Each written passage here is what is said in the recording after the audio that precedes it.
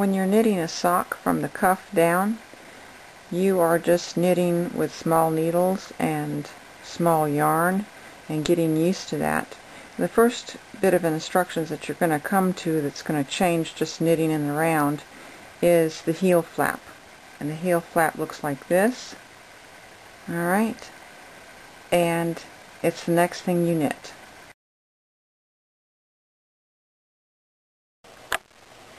On sock construction, whether you are knitting from the cuff down or your instructions are from the toe up, and I've seen some that even start at the heel, regardless, the parts of the sock are the same, and I'll want to cover those.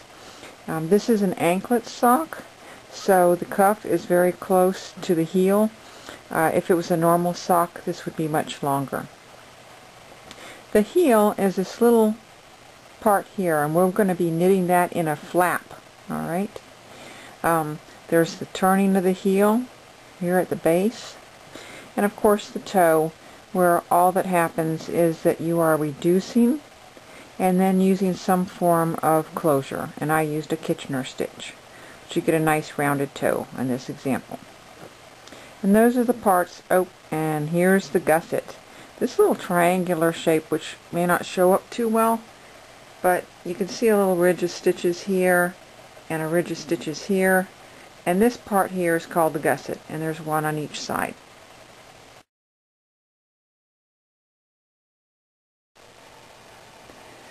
When it comes to knitting the heel flap, you'll have knitted as far as the instructions tell you to.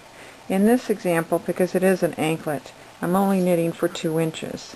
And when you're measuring from the cuff to the end, you always include the stitches that are on your needle. Okay? Usually, on the heel, they'll ask you to rearrange the stitches on your needles and then start the heel. Right now, I'm on 3 needles. They're saying get a 4th needle and move the last 15 stitches that were knitted, and this is the end of my round here. This is where my working yarn is, okay? And this is the beginning of my round. This needle is the first of my new round. They want me to move the last 15 stitches that were knitted onto a 4th needle. So I'm going to do that now. And when you move stitches, you want to move them onto the new needle using a point-to-point method. Like the needle tips are pointing at each other like they're kissing. You don't want to try and slip them this way off onto the new needle because you're going to twist them. So use this method here. Go from tip to tip, and we're moving 15 stitches like that. It's actually easier to get them off the end like this. So that's the good news. But right now they want you to get all your heel flap stitches on one needle, and they're going to put all the other stitches on another needle. So there's 15. And the next instruction is to knit 15 onto that new needle. Okay? So I'm going to knit the next 15 stitches, and I'm going to drop my stitch marker showing the beginning of my row, because I'm going to mark my work differently this time. And so I'm going to have 30 stitches, and those are going to be my heel flap stitches.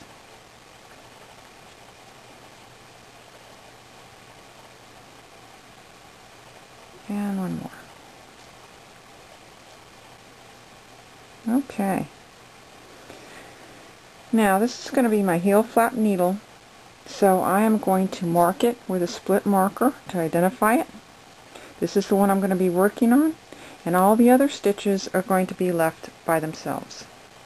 Because right now we're going to be knitting back and forth, and they want you to move all the stitches onto one needle, get all these other stitches. Mine like to split on one needle here. I'm going to get the last of these, and again point to point, And that's good information.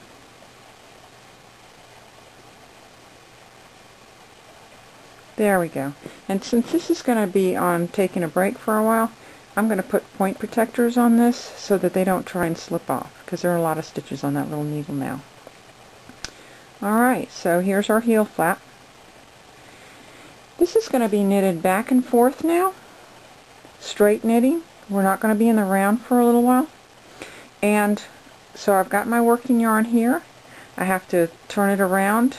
Alright, so I'm going to knit onto this needle. And the first, it's only a 2-row pattern. It's a slipped stitch pattern, and row 1 is very easy because this is your wrong side now. This is your purl side, okay?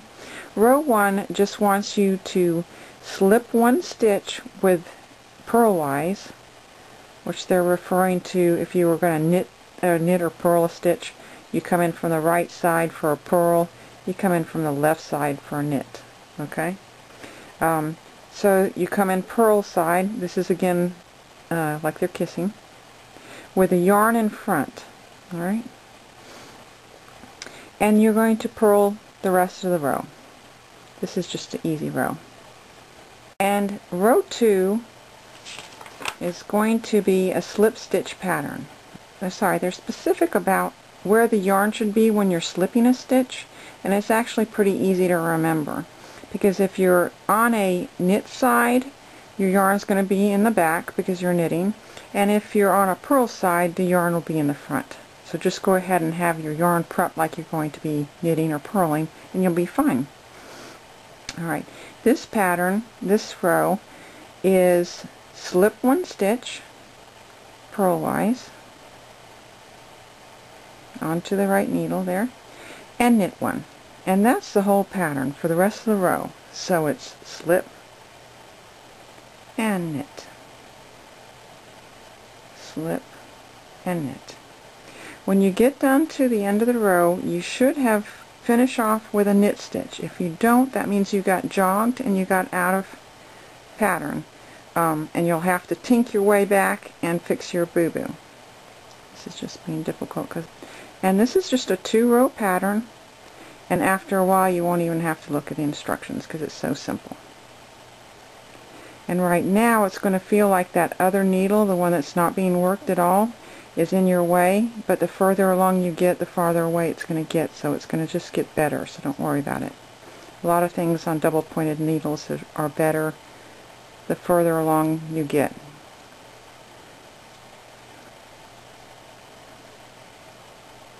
Slip, knit, slip, and knit. And we're at the end of the row. You would turn around again, and this is the purl side. What you'll end up seeing is there are these little strands in the back here of your work on the inside of your sock, and they are what's making this part of your sock thicker. It's what's reinforcing your sock heel, which is great news. So slip, and this is just purl back. This is easy. That's the entire pattern for the heel flap. They'll tell you how long the heel flap has to be, and this one it says 2 inches, so I would keep this up for 2 inches. Okay? And I would measure, when I measure, I look between the 2 needles, alright? Get this. By the way, from this point here where you started the heel flap